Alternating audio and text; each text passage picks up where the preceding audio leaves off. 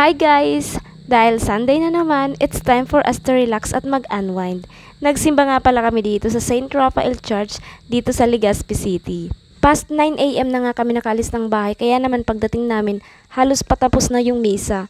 Kaya naman naisipan namin na umalis na rin agad at papunta na kami dyan sa Yesiano Mall. Ito nga pala yung una naming pinuntahan kasi may bibilin akong mga gamit and at the same time yung mga pang manicure pedicure na nire-request ni mother. All in one shop na nga pala ito, kaya naman very convenient para sa mga mamimili at higit sa lahat, very affordable ang prices. Dito rin pala ako nakakabili ng mga hair ties para sa aking pamangkin at syempre, mga personal things. At dahil nga sari-sari store owner tayo, perfect na perfect dito mamili ng mga gamit na paninda. Lalo very affordable ang prices nila. Kaya naman naibebenta rin natin sila ng mas mura. Napakaraming ang gusto kong bilhin dito mga Mars.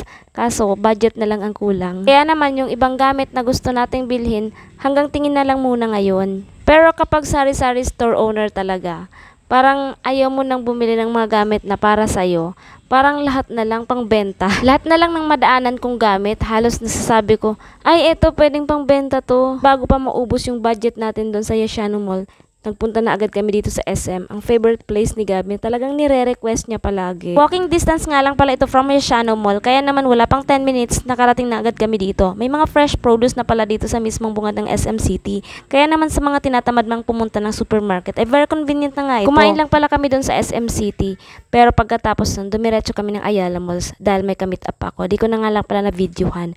Pero after ng Ayala is pumunta na kami dito sa may Gaisano Mall kasi may pupuntahan pa kami iba. So, dumaan kami dito sa may Daiso Japan para naman masilip kung anong meron dito kasi last time na nakapunta ako or nakapasok dito sa Daiso Japan is doon pa yon sa Taiwan. So, sisilipin natin ngayon kung anong laman ng Daiso Japan dito sa Gaisano Mall.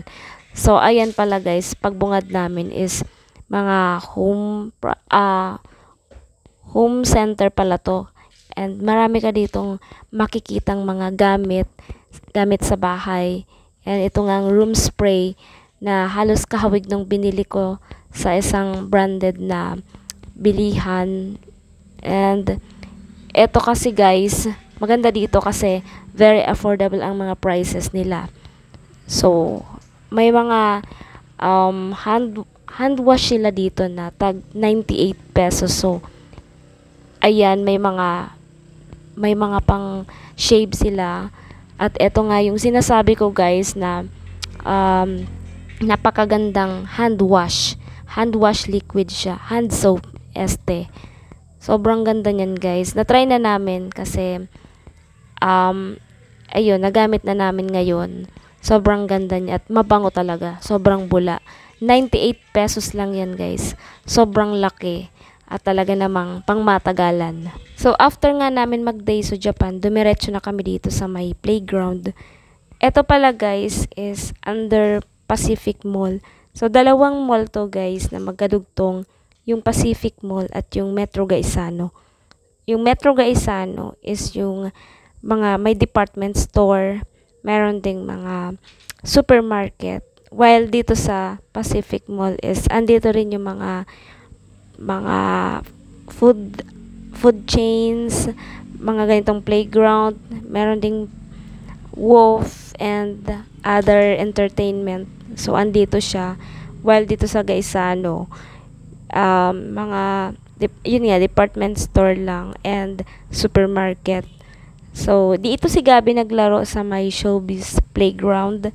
Bago lang to siguro guys kasi dati way back 2010 wala pang ganito.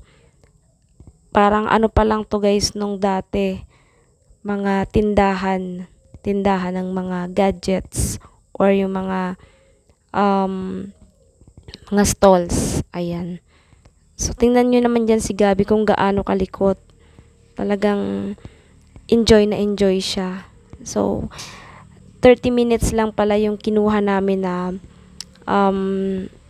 time schedule niya para naman makapag-enjoy siya. Is talagang sulit naman yung binayad guys. Yung 30 minutes pala is 120 pesos. while yung 1 hour is 180 pesos. So, ayan. Sulit na rin kasi talagang mag-i-enjoy ang mga bagets. Buti na lang dito naisipan ni Gabby maglaro. Tingnan nyo naman, konti yung naglalaro at talagang na-enjoy niya yung place. Unlike nga naman doon sa ibang palaruan na halos hindi niya mai-enjoy kasi sobrang daming batang naglalaro. At syempre, agawan sila. Lalo na ngayong Sunday, talagang punong-puno at blockbuster talaga yung mga playground na katulad nito. Sabi ko nga kay Gabby kung gusto niya dun sa may arcade, sabi niya sawa na siya, kaya dito na lang daw siya maglalaro. At least sulit naman. 120 pesos nga pala yung 30 minutes dyan. Kaya yung 30 minutes niya, sulit na sulit guys. Hindi na nga pala kami nag 1 hour dyan kasi si mother napapagod na.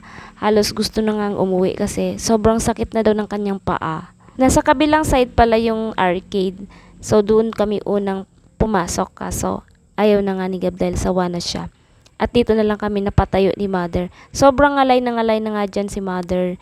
Buti na lang niyaya kami ng attendant na pumasok doon sa may loob ng playground. Kaya ayan, nakaupo rin sa wakas at nakapag-rest. At pagsapit nga ng 4 PM, naisipan na namin umuwi. Kaya sumakay na kami sa Tally Transco. Thank you so much for watching guys. Bye!